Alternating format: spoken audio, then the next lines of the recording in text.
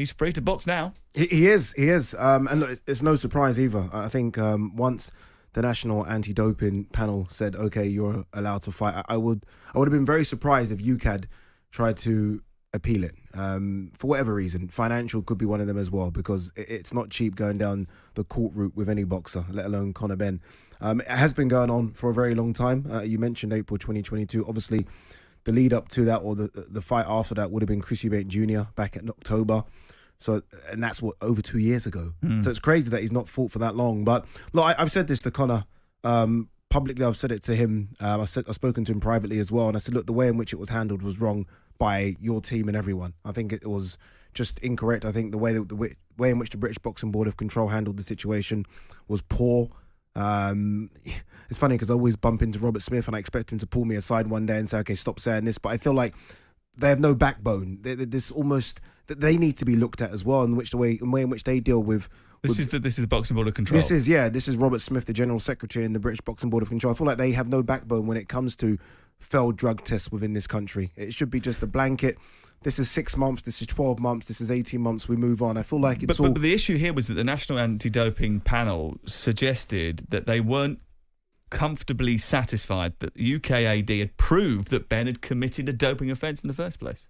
I think it was a bit more convoluted than that. I think it's about the jurisdiction side of things more than the reality of whether drug tests. That's what they said. They said we are not I understand completely the language satisfied. is quite vague, and I would imagine that British Boxing Board of Control feels slightly disappointed in UKAD's position because they've appealed the process. They lifted the suspension, and the appeal that they put forward maintained the original position, the fact that there was a jurisdiction issue. I don't consider Conor to be cleared.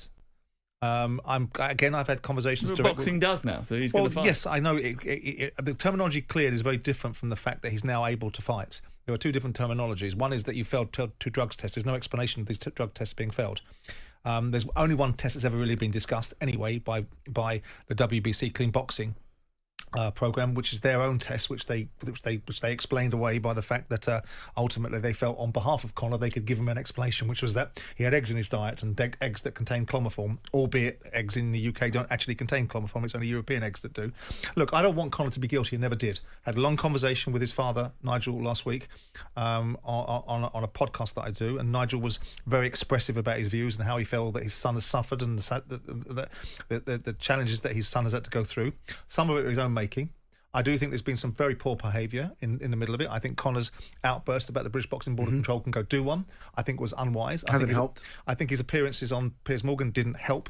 I think ultimately Kalle Salon coming on this show and suggesting that Chris Eubank can fight fighters with drugs in their system because the doctors have told them that some drugs are better than others is absurd and might give you an insight into the soul of boxing. And I think all across the board, you look at it and go, Conor's, if indeed this was the case, what has been proved? UKAD have been proven to be eunuchs. The British Boxing Board of Control have proven to be without jurisdiction. Wherever way we cut it, however we look at it, boxing comes out bad. Has anybody explained to anybody how Conor had two failed drugs tests? Because what we've had is an argument about eggs. And we've had leading PR guys in here, Rennie Coyol, who worked for Conor for a period of time, who's a brilliant advocate for Conor, who works as a board member of major blue chip businesses, sat in this studio and told myself and Jim, factually and clinically and medically, we can absolutely prove there is no way Conor Benn took this substance and ingested it as an enhancing product or a masking product. That was not the case that was run. The case that was run, as far as I'm aware, was the jurisdiction of UKAD over VADA tests. So what is the point of UKAD? So Simon's point ultimately is that, in his opinion, he is not cleared. What's the opinion of the boxing fraternity? Does everybody feel like Simon? I think it's split. And it always is split when it comes to a boxing performance-enhancing drugs. Do you think he's cleared? Do you think he's cleared? He's able to fight, but do you think he's cleared of the principal allegations? Are you asking, do I think he's innocent? Or do I think he deliberately ingested a performance-enhancing drug? No, innocence is all relative. I mean, under the auspice of the governance that he signed up to, which is strict liability, he has to account. Yeah. Has he accounted? Yeah.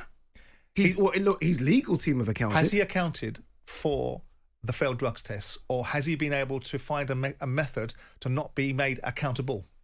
Yeah, it's going to be the latter, isn't it? Then, Yes. If we're brutally honest, it's the latter of those two.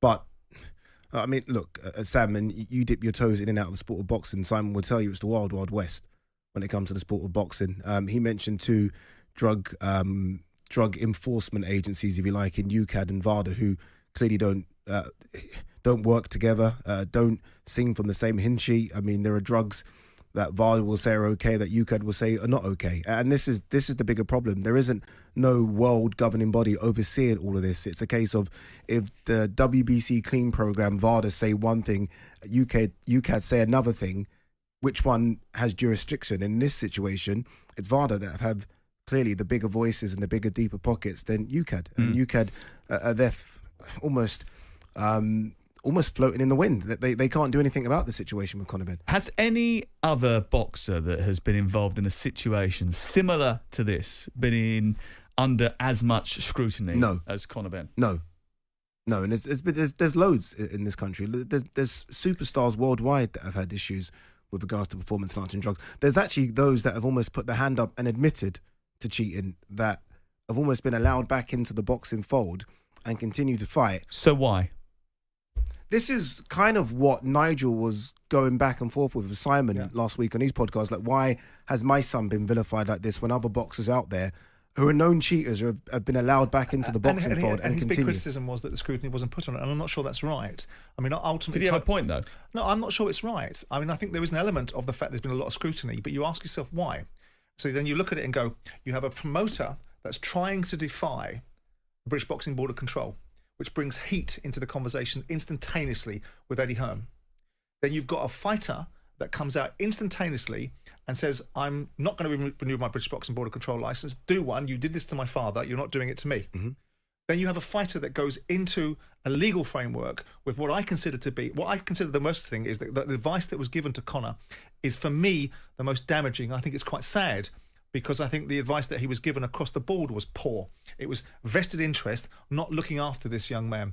And whether he's guilty or not, only he knows. Yeah. And those around him really, really know. None of us know. And I don't want him to be guilty. And I said that to Nigel when I saw him. And I don't believe it was a witch hunt. I believe that he brought the exposure upon himself to some extent by the manner in which he handled it. So then what happened is the British Boxing Board of Control have got to show some teeth. If you're told by a fighter, do one, I don't recognise your authority, what are you going to do as the governing body, the so-called regulatory governing body of sport? Just say, well, fine, do what you want then. If you're UKAD and you're alerted to the fact that you've got failed drug tests, what are you supposed to be? You're supposed to be the governing authority of anti-doping in this country. Have they not shown teeth in this case? To do what? Well, because it's been 2.5 years since he passed. To do full. what? I think it's been a tragedy for everybody. I think it's made the British Boxing Board of Control look weak. I think it's made the UKAD look like amateurs, and I think it's taken 2 years of Conor Benn's career and probably a lot of money. The major winners at it have been the lawyers. Has he ruined his career? No. He's still young enough. And again, the history books will show you that fighters that have failed drugs tests or have had this similar situations have been able to come back and fight and make loads of money, and fame just carries on for them. Canelo had an issue.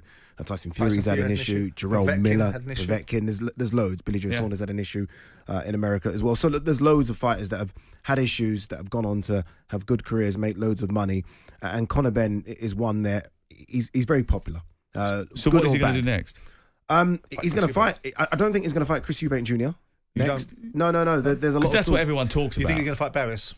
Yeah, I think he'll look for the WBC champion, a guy called Mario Barrios. Chris Eubank Jr.'s team are reporting that they're going to have a fight against a guy called Erislandy, Lara, who's a middleweight champion. Mm-hmm. So they're going to go down that route in the next 2-3 months. I know that they're very close to signing that deal as we speak. So I think they're going to go separate ways, which is crazy. Which is crazy because there's been so much conversation about Eubank versus Benn. Benn just needs to get his license. He needs to get his license. He's now got his license, and all of a sudden Eubank seems to be going away. I actually personally think it's brilliant. Because you didn't think they were matched in the first place. Well, I've objected to this fight from the get-go because I think it diminishes the integrity of the fight game by taking. I know that Nigel says that Conor walks around at 175 so he can fight at that. But there's weight a weight easy. Difference, right? Well, yeah, he's at 147. He fights at 147. And I think he can win a world title at 147. And I certainly think he can win a world title at 147 against Barrios. And I think also in doing this, he reestablishes some affection with the fight crowd that might feel that he's been stigmatised by whatever they think's gone on during this last 2 years. He goes and wins a world title rather than taking a payday, because the Eubank fight is just money. It's about living off the legacy of their father's reputations and all that goes with it. That's important, though, isn't it? Or is it? That money. Or money. I mean, that's all they fight you can for. have both. We like to say he can have belts both. and trinkets and things like that. All these fighters really fight Well, he might for not is get money. as much money as he gets from the Eubank. He can have both. Well, not if he loses to Barrios. But I think if he loses to Barrios, then that Eubank fight isn't on. Exactly. It's So done. But why not? you can understand why he might take Because they're all it. getting older. I mean, Eubank Jr. is 35 right now. He will move on. If he beats Lara, he's now a world champion. He might look for bigger opportunities as well in America or bigger fights. I mean, his name's been linked with Canelo, as you know. Yep. I think you make it now or it doesn't happen. I mean, his It doesn't father, happen. you get mixed messages. Because I maintain the view, and I've maintained the view all along, I didn't like this fight. I thought Conor could win a world title. And I'd like to see him win a world title at his weight class. And if he wants to go up from there, then that's up to him. I thought the Eubank show was a sideshow. And I get it, it's prize fighting. Nigel then said to me, no, absolutely, the Eubank fight has got to happen. But also, I think my son can win a world title at 147. If he's going to go and fight for the world title, because I've always felt that he could do that, then I think it's brilliant. I've never been one, and I understand everyone else's reason for it, that looked at it. I've listened to Chris Eubank Jr. for years tell us he's going to fight for a world title. And every time he steps up to a world title, whether it's Billy Joe Saunders or George Groves, he's come up short, and he's avoided fighting for a world title for as long as he possibly can. This ain't fighting for a world title. This is a sideshow event that people are going to prepare to pay fortunes for because of a legacy that's someone else's. Would you watch it? I would not have the same resistance to it as I had to watching Mike Then again, Tyson. I felt bad asking that question because let's be honest, we'd all watch we'd all watch it, falling out of a pub fight, wouldn't we? Well, I didn't. So, I didn't. We'll come back to it. I didn't watch Mike Tyson versus Jake Paul. Did you not really? No, absolutely not. Okay, fair. On AM, on DAB, via the talkSPORT app and on your smart speaker. talkSPORT.